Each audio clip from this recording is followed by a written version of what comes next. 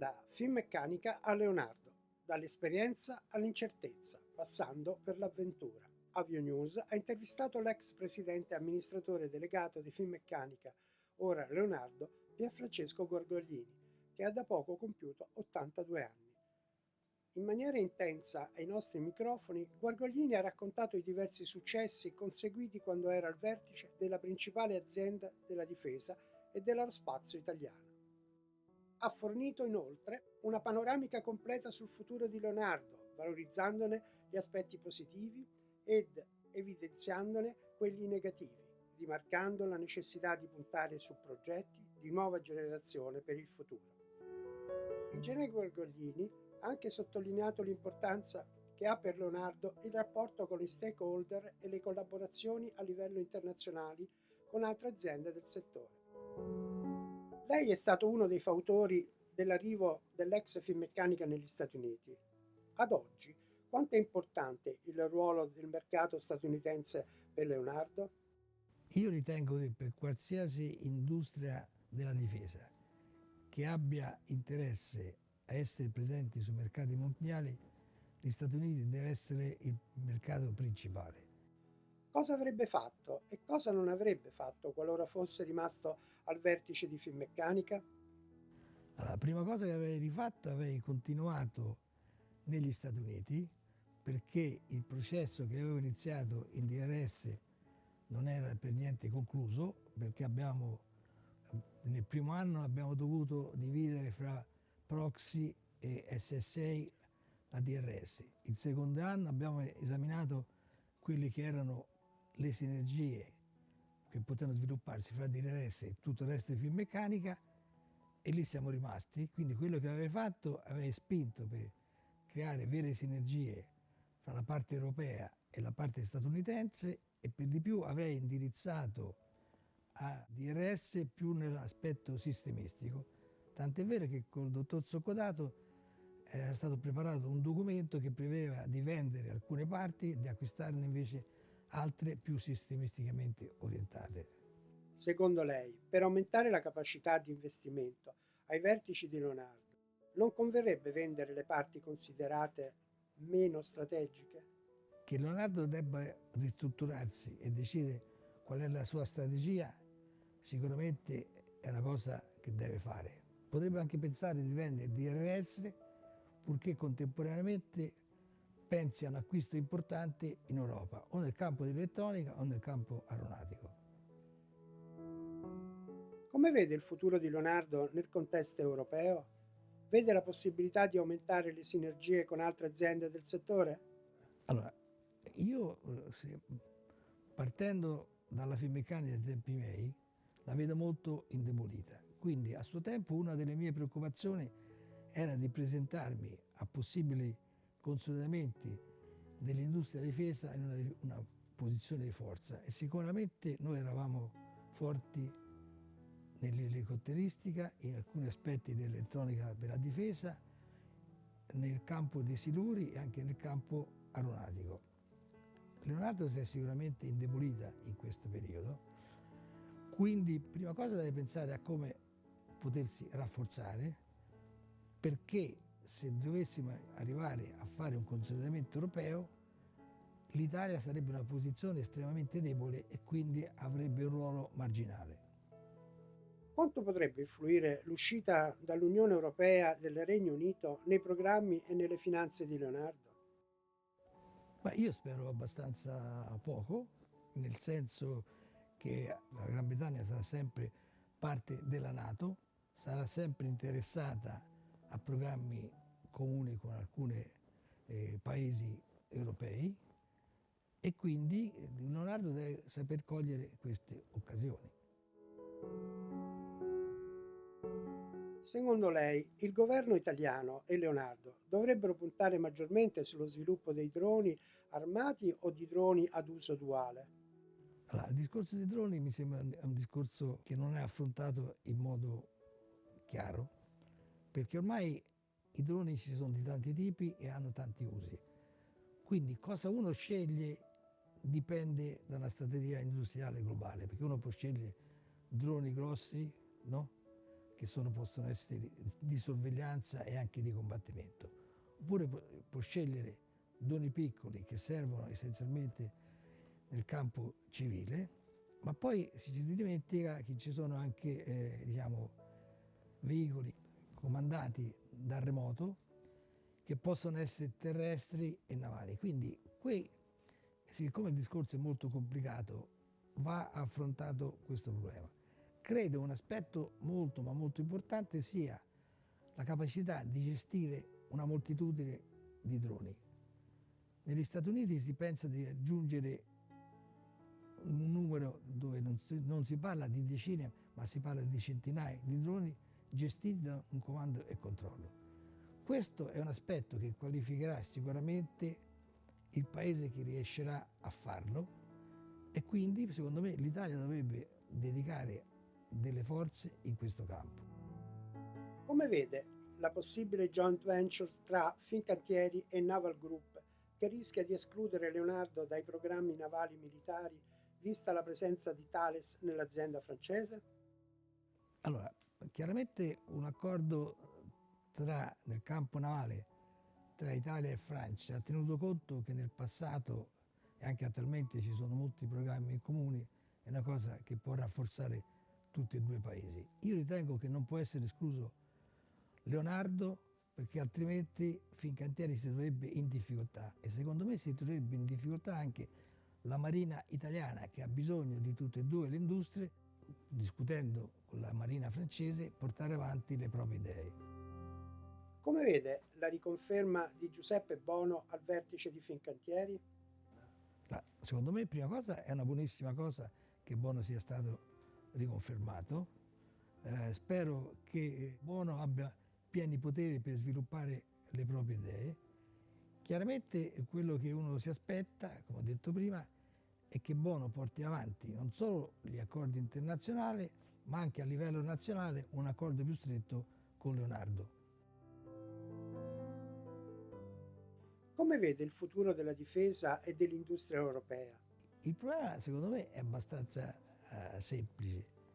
Finché l'Europa non sarà anche un ente politico, quindi ci sarà un'unica politica estera, è difficile pensare che si possa raggiungere veramente a un'unica difesa europea e quindi le industrie siano uniche. Si possa pensare, come è successo, a programmi comuni, però come già sta succedendo ora, accanto all'aereo da combattimento pensato da Germania e Francia, sta nascendo quello inglese, il Tempest, in cui potrebbe parteciparci la Svezia e, se vuole, anche l'Italia. Anzi, l'Italia ha due possibilità, o l'uno o l'altro. Secondo me in questo caso è bene che l'Italia decida subito, perché salire su un carro che corre veloce normalmente non conviene. Cioè, se uno interviene in un programma già sviluppato, normalmente le tecnologie più importanti, i prodotti più importanti sono già stati scelti dai primi e quindi ha un ruolo secondario. Cosa ne pensa del dibattuto programma F-35? Dunque, allora, l'F-35 è un programma molto complesso. Gli Stati Uniti puntano molto su questo aereo, anche se ha dato dei dispiaceri, però basta leggere in continuazione quello che c'è e che stanno facendo al Pentagono, non ultimo l'investire in soldi per ridurre il costo, che è una cosa ottima, perché chiaramente per fare certe riduzioni bisogna prima spendere, però questo fa sì che l'Italia non partecipi a questo tipo di attività, quindi si troverà la riduzione fatta esternamente e quindi dovrà, se interessa questa riduzione, aggiornare le proprie tecnologie e i propri fatti. Quindi è un programma che seguirlo in toto è difficilissimo. L'Italia ha speso parecchio in investimenti iniziali, secondo me è difficile che riesca a riprenderli indietro, anche perché gli Stati Uniti acquisteranno un numero nettamente superiore di quanto acquistano gli altri paesi, e quindi la capacità di seguire la riduzione dei prezzi nel tempo delle industrie italiane o delle industrie europee sarà sempre limitato.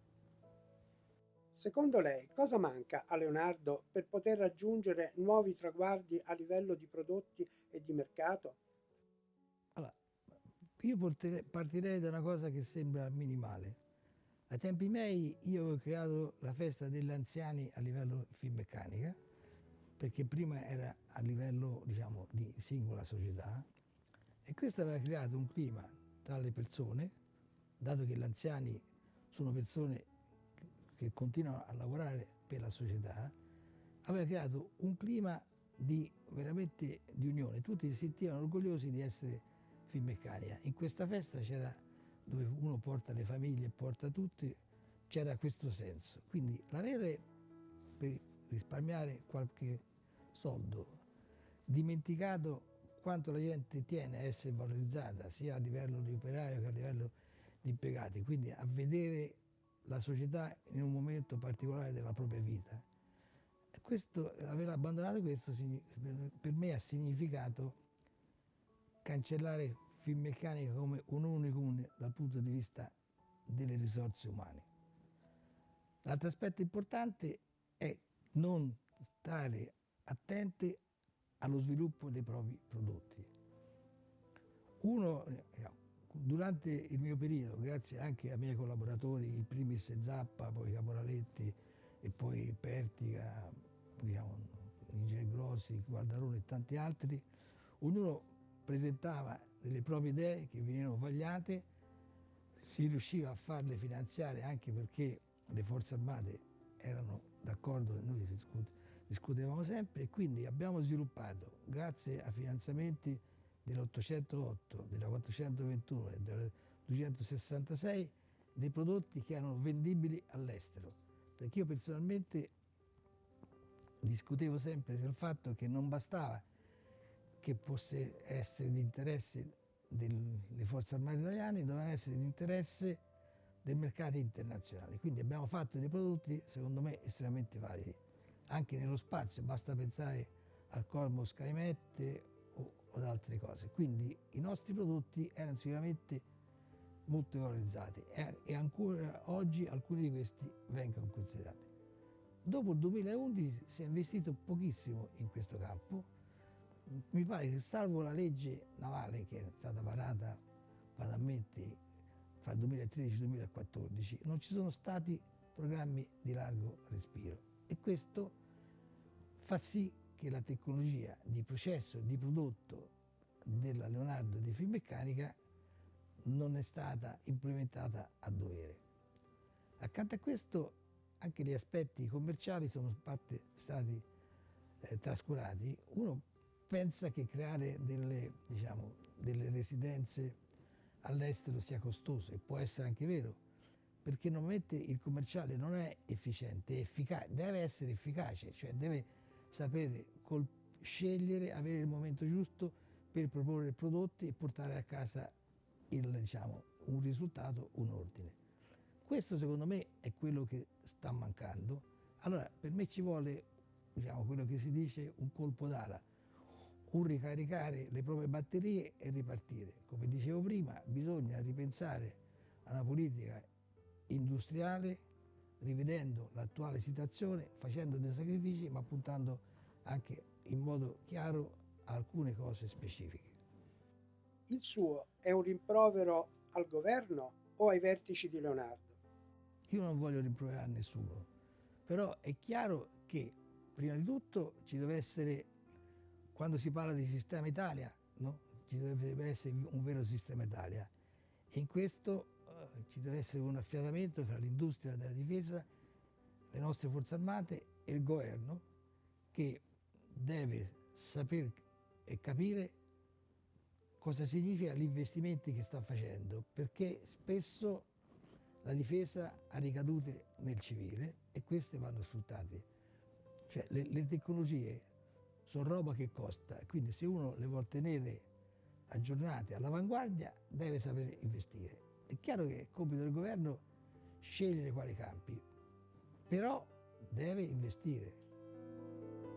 Secondo lei, La mossa di ENAV di acquistare la divisione Air Navigation DDS è stata giusta? Oppure sarebbe stato più giusto che ENAV avrebbe chiesto a Leonardo di sviluppare un nuovo sistema di gestione del traffico aereo?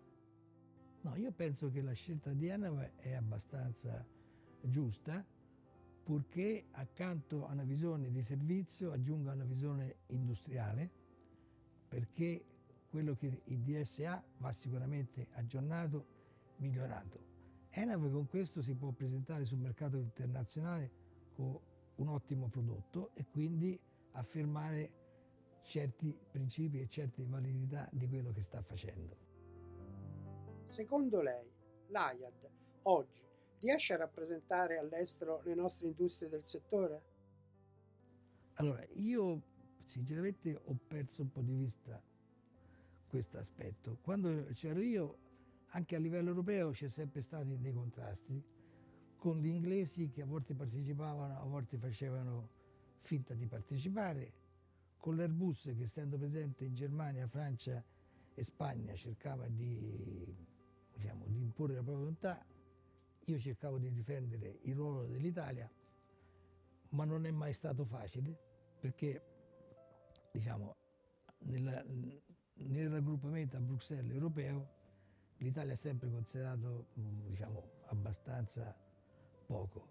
È chiaro che l'AIAD deve essere anche lei capace di portare avanti gli interessi di Finmeccanica e anche delle piccole. È un compito abbastanza difficile e ci vuole che le industrie abbiano fiducia nell'AIAD, perché se no succede che già siamo non fortissimi, se poi non c'è un pieno appoggio delle industrie all'AIAD o viceversa l'AIAD non risponde come le industrie si aspettano, questo può indebolire. Ma sinceramente io non conosco attualmente bene come sta andando avanti.